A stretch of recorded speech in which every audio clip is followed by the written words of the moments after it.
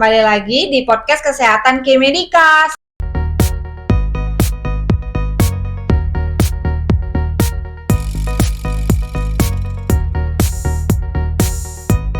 Sebelum kita bahas, perkenalkan saya Feni Apriani Irawan sebagai host di sini. Nah, kita kedatangan bintang tamu, salah satu dokter di K-Medika, bareng Dokter Josia. Halo dok. Halo semuanya, apa kabar? Dok, jadi pembahasan kita kali ini itu bakalan bahas tentang diabetes. Oke. Sebelum kita lebih jauh nih dok, membahas tentang diabetes itu apa sih dok? Jadi gini, diabetes itu di mana kondisi gula darahnya itu tinggi. Nah, faktor-faktor diabetes itu banyak. Gula darah tinggi itu dikatakan di atas 200 ya, itu umumnya. Nah, faktor-faktor ini yang harus kita cari tahu. Apa sih penyebab orang bisa terkena diabetes? Nah, apa sih jenis-jenis diabetes yang ada? Bagaimana cara penanganan diabetes yang benar? Terus pencegahan diabetes itu bagaimana? Mungkin itu yang akan kita bahas hari ini. Dok, jadi gini dok, kita kan lihat ya dok di sosial media itu, terutama di TikTok, di Instagram, mungkin di YouTube juga banyak anak-anak dengan usia masih muda, bisa dibilang muda nih dok, antara usia 20 sampai 30 tahun udah kena diabetes. Itu bisa ya dok? Jangankan anak-anak muda, sebenarnya diabetes juga bisa terjadi di usia anak-anak bahkan remaja. Nah, tapi balik lagi, diabetes itu ada dua. Tadi yang pertama diabetes gestasional atau diabetes tipe 1 dan diabetes tipe 2. Ini biasanya yang terkena pada usia yang dewasa karena gaya hidupnya yang kurang bagus lah, yang tidak sehat gitu. Oke. Dok, perbedaan diabetes tipe 1 dengan tipe 2 itu kalau secara spesifik gimana, Dok? Oke.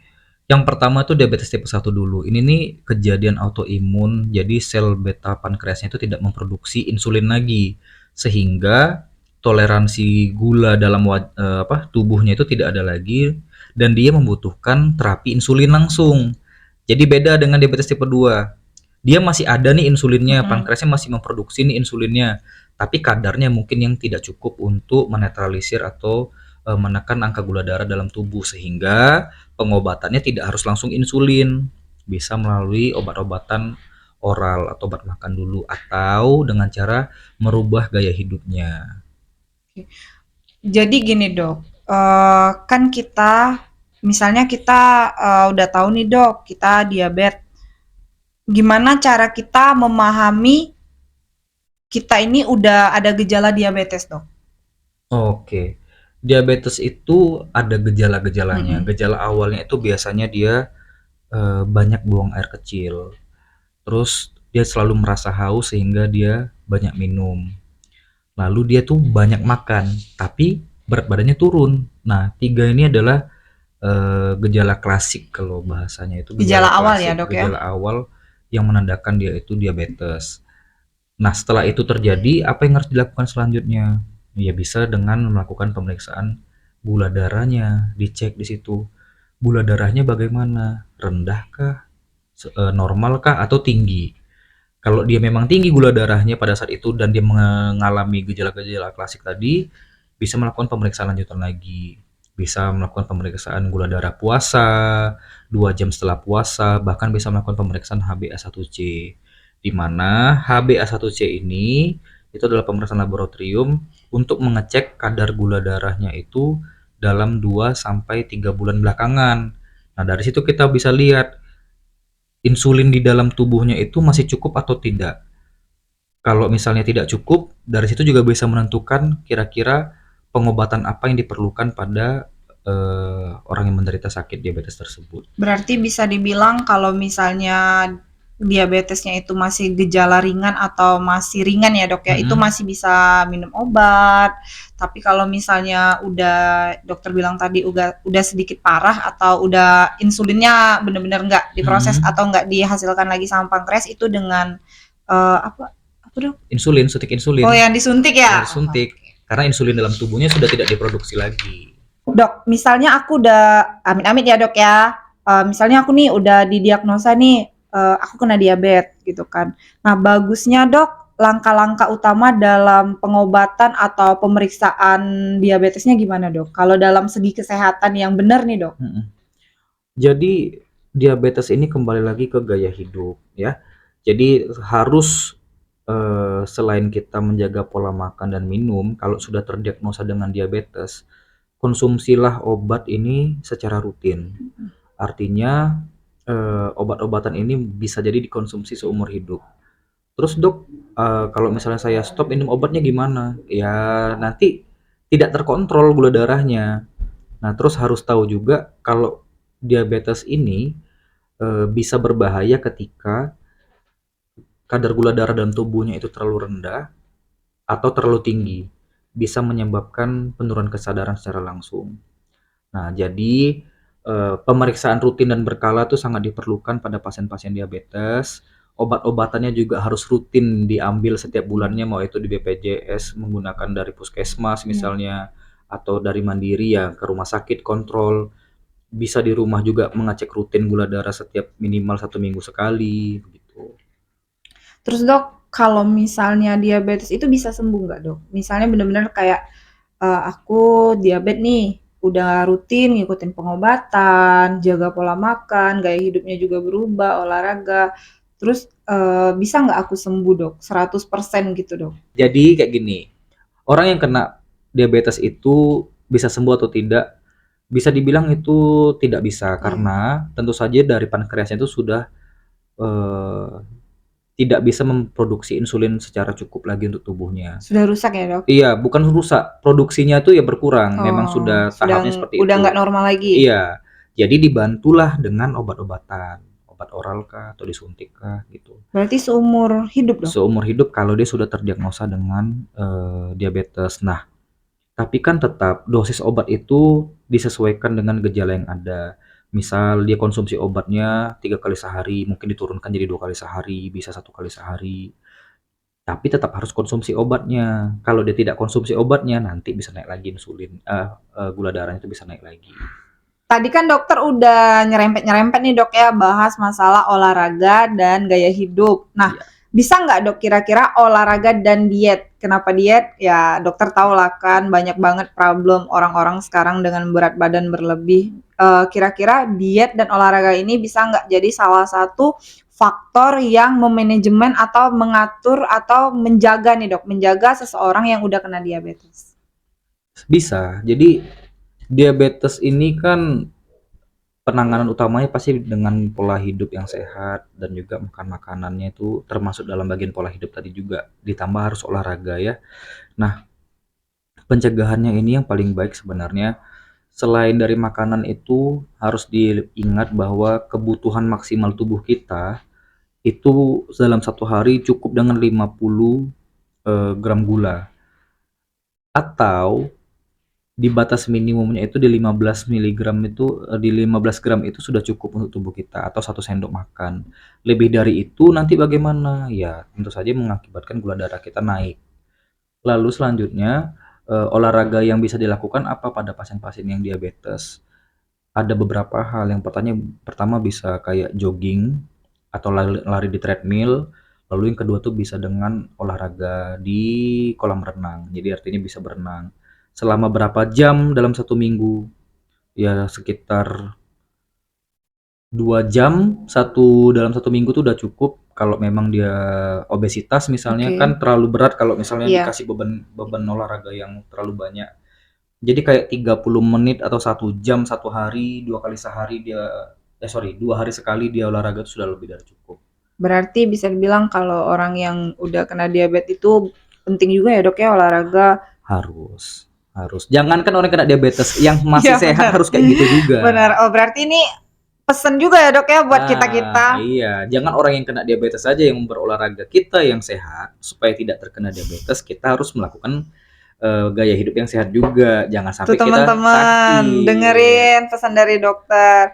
Selanjutnya Dok, kalau misalnya seseorang yang udah terkena diabetes itu eh, perawatan medis atau kapan sih waktu dia sudah harus minum obat Dok?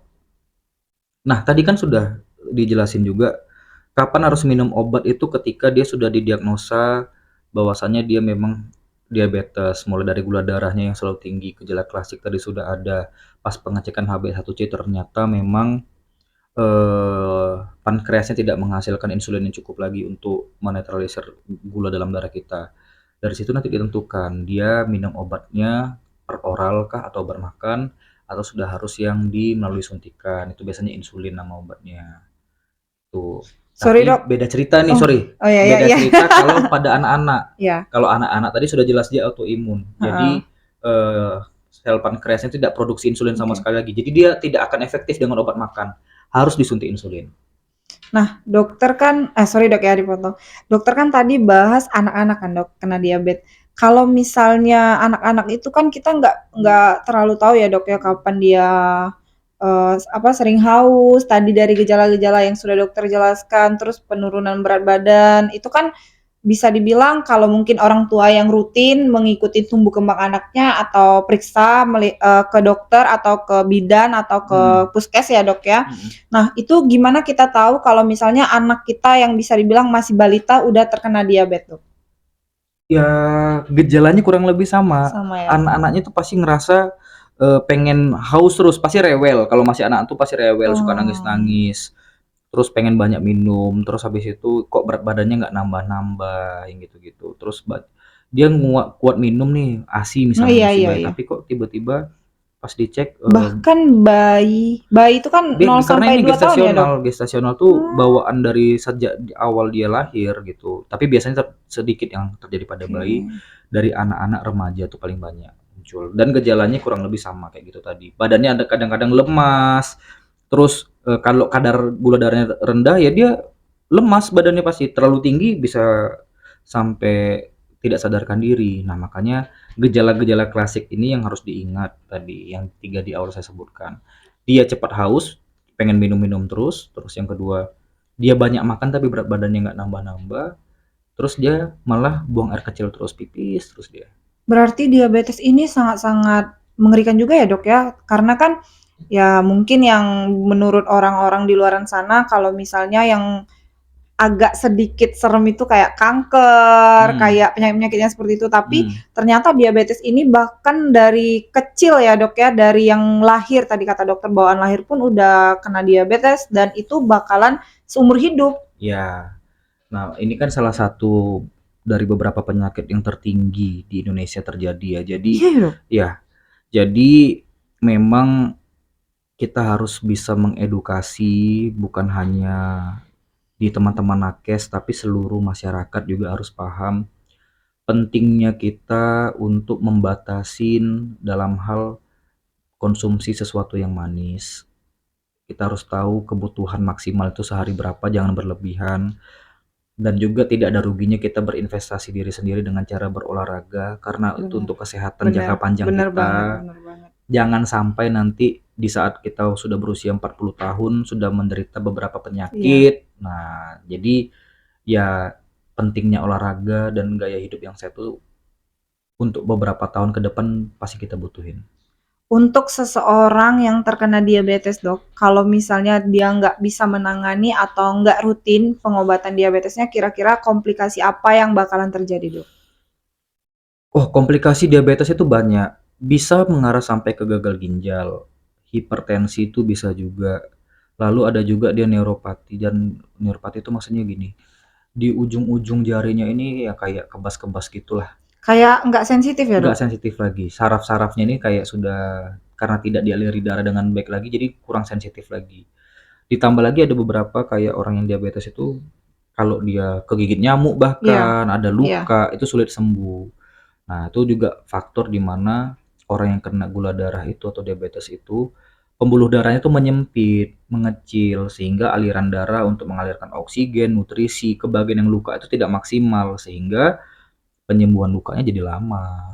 Itu yang umum banget ya, Dok, ya, Yang kayak, umumnya. misalnya ada luka itu susah banget sembuh, bahkan bisa maaf nih, sampai kayak amputasi, sampai Betul. harus kehilangan beberapa organ tubuh, contohnya kayak jari ya, Dok, organ tubuh Betul, betul. organ tubuh. Bisa kok itu dihindarin. Jadi orang kena diabetes tuh bisa kok Bisa ya, disembuhin, Dok? bisa, tapi prosesnya mungkin lebih panjang. Oke. Di sisi lain dia harus teratur konsumsi obat diabetesnya Iya. supaya gula darahnya ini teratur. Nah, dari situ nanti penyembuhan lukanya ya pasti pelan-pelan. Jadi selain kita mengobatin diabetesnya, perawatan lukanya itu harus kita perhatiin juga. Jangan sampai terjadi infeksi tambahan lagi yang bisa menyebabkan komplikasi lainnya. Nah, kita kan udah banyak banget nih dok bahas tentang diabetes. Sebelum kita akhiri pembahasan kita, ada nggak nih dok tips dan pesan buat teman-teman di luaran sana untuk orang yang nggak kena diabetes dan yang udah kena diabetes dokter? Boleh dok? Oke, mungkin saya mau mengulangin sedikit lagi. Untuk pencegahan diabetes itu banyak caranya. Kita pakai cara yang simple saja. Kita harus konsumsi makan dan minum itu secukupnya, jangan berlebihan. Kalau teman-teman sering lihat mungkin di kandungan minum-minuman Iya, kaleng, iya benar. minum-minuman botol, Benar dok. itu kan ada kadar gulanya sudah tertulis di situ. 12 gram kah, 15 gram, ada yang sampai 20 graman lebih. Jadi ya tetap kalau sudah minum satu itu artinya konsumsi gula kalian dalam satu hari sudah tercukupin, jangan berlebihan lagi minum minuman yang manis. Selain menjaga pola makan kita harus olahraga juga. Cukup 2 kali seminggu, maksimal 3 kali seminggu itu sudah cukup untuk badan kita sehingga metabolisme tubuh kita tuh juga berkembang dengan baik. Terus kita juga bisa istirahat dengan nyenyak, tidak insomnia. Jadi istirahatnya Iya, cukup. iya, iya. Jadi gaya hidup kita bisa lebih sehat lagi dan kita lebih produktif tentunya.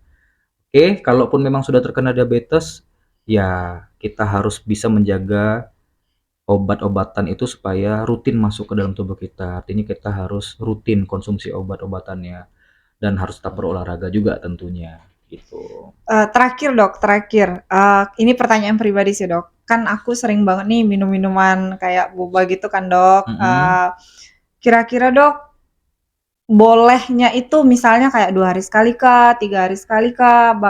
Kalau sekarang ini kan bisa dibilang setiap hari nih dok. Mhm. Bagusnya untuk kalau misalnya nggak sama sekali mungkin agak sulit juga ya dok ya. Apalagi Mhm. udah kebiasaan kan dok. Bagusnya itu kalau untuk mengontrol itu kira-kira berapa hari sekali atau seminggu sekali kah dok? Ini Itu pribadi dok. masih bobanya aja. Tapi Kakak ada pernah mikirin minuman yang diminum itu pakai gula juga nggak? Iya bener. Jadi bisa jadi sudah melebihi konsumsi gulanya setiap harinya. Jadi kalau bisa dikurangin aja dulu. Bahkan mungkin bisa sampai besok ya dok ya gula Oh darahnya iya, terpenuhi. olahraga nggak? Enggak. Oke, berarti artinya minum-minuman seperti itu di stop dulu. Itu pertanyaan pribadi guys. Di stop dulu.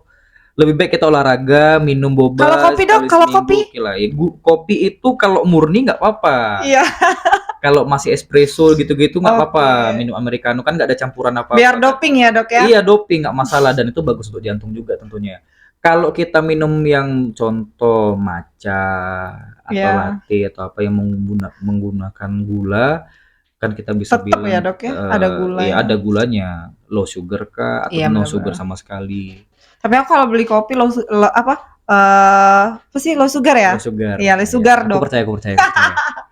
Oke, tadi kalau pertanyaan yang terakhir itu bisa dibilang yaitu pengalaman pribadi ya, guys. Makasih banyak ya Sama-sama. dokter udah mau meluangkan waktunya ngobrol bareng aku di sini bahas tentang diabetes karena emang kita sama-sama tahu ya, guys, kalau misalnya diabetes itu menjadi salah satu bukan tren ya, kayak topik nih buat teman-teman yang masih usia muda, sekitar 20 sampai 30 tahun udah kena diabetes.